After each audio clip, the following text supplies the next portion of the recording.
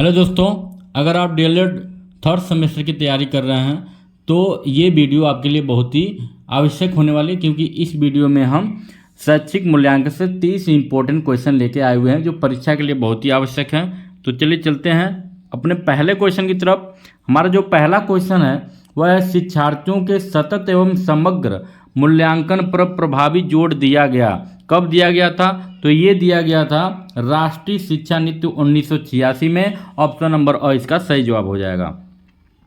अगला जो हमारा प्रश्न है वह है कि बौद्धिक योग्यता में बोध का अंग नहीं है। कौन इसमें बोध का अंग नहीं है?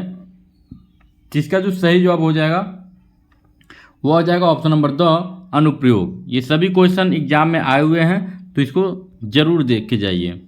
अगला जो हमारा प्रश्न है कि बच्चों को सीखने की प्रगति के वर्णन अभिलेख किस पर आधारित हैं? तो ये आधारित हैं अवलोकन तकनीक पर। ठीक है, ऑप्शन नंबर स सही जवाब हो जाएगा। क्रियात्मक शोध का अंतिम चरण होता है।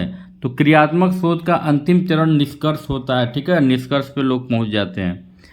अगला जो प्रश्न हमारे सामने है वह है कि क्रियात्मक अनुसंधान का प्रमुख उद्देश्य क्या होता है? तो इसका जो प्रमुख उद्देश्य है ऑप्शन नंबर ब नैदानिक होता है। आगे बढ़ते हैं। अगला जो प्रश्न हमारे सामने है वह है कि सामूहिक सहभागिता में नवाचार क्या है? तो नवाचार जो है वह एनसीसी भी है, स्काउटिंग भी है और रेड क्रॉस संस्था भी है। इसलिए हम ऑप्शन नंबर 2 पे सही टिक लगा देंगे। ठीक है,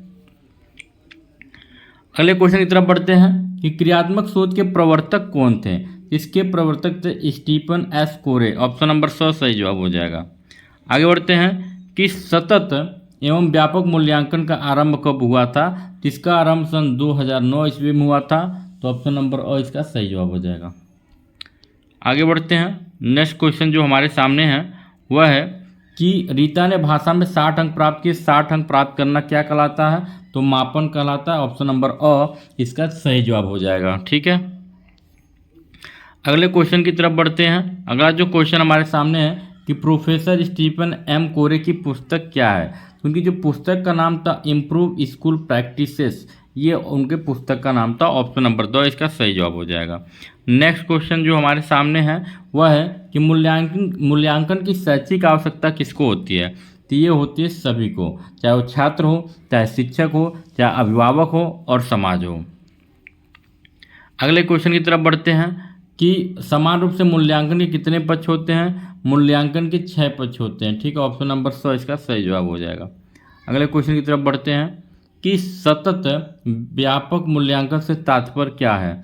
तो ये तात्पर्य है सत्र प्रारंभ होने से संत्रांत तक विद्यार्थी की योग्यता का आकलन करना। ऑप्शन नंबर 2 सही जवाब हो जाएगा।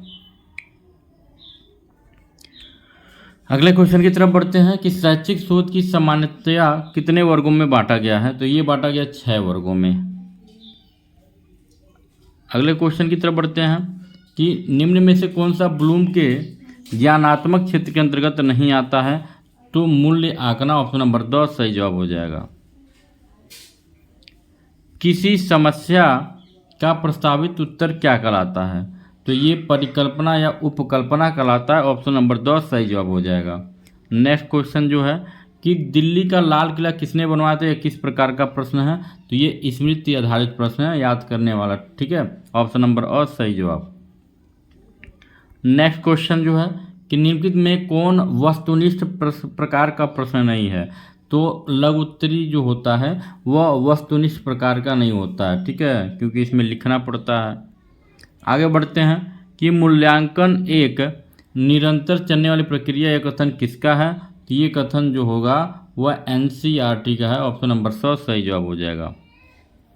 आगे बढ़ते हैं कि शैक्षिक उद्देश्य के अंग हैं। तो शैक्षिक उद्देश्य के अंग ये बालक भी हैं, समाज भी हैं, विषय वस्तु भी है, इसलिए ऑप्शन नंबर 2 सही जवाब हो जाएगा। ठीक है, नेक्स्ट क्वेश्चन की तरफ बढ़ते हैं कि बौद्धिक योग्यता में बोध का अंग नहीं है, तो अनुप्रयोग जो है बोध का अंग नहीं होता है।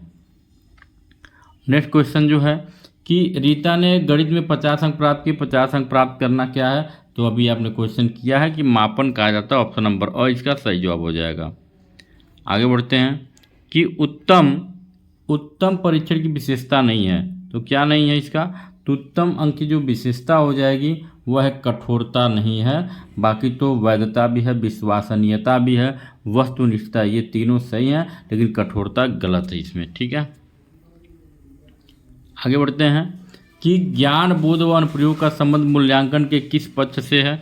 तो ये आपका हो जाएगा संज्ञानात्मक पक्ष। ठीक है ना, जहाँ पे भी ज्ञान शब्द हो जाए, बोध हो जाए, वहाँ पे संज्ञानात्मक पे जरूर टिक लगाइए। ऑप्शन नंबर और सही जवाब। आगे बढ़ते हैं कि मूल्यांकन की प्रक्रिया को सामान्यतः कितने भागों में बांटा गया है। तो ये बांटा गया है 4 भागों में बांटा गया है। अगले क्वेश्चन की तरफ बढ़ते हैं कि शैक्षिक नवाचार से क्या तात्पर्य है। तो इसका जो सही जवाब हो जाएगा वो हो जाएगा अधिगम प्रक्रिया में नवाचार और शिक्षण विधि में नवाचार। ऑप्शन नंबर 100 ये दोनों सही जवाब हो जाएगा। अगले क्वेश्चन की तरफ बढ़ते हैं। अगला जो हमारा क्वेश्चन है कि मूल्यांकन अनुरूप है, किसके अनुरूप है। तो विधि के अनुरूप है। ऑप्शन नंबर 100 इसका सही जवाब हो जाएगा। अगले क्वेश्चन की तरफ बढ़ते हैं कि एक परीक्षण जो बार बार प्रयोग करने पर एक जैसा परिणाम देता है क्या कहलाता है। उसको विश्वसनीयता कहते हैं। ऑप्शन नंबर और सही जवाब हो जाएगा।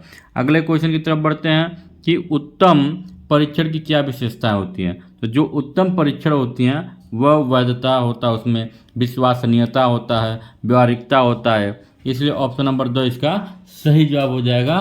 तो वीडियो कैसा लगा कमेंट करके जरूर बताएं। मिलते हैं अगले वीडियो में, तब तक के लिए नमस्कार, जय हिंद।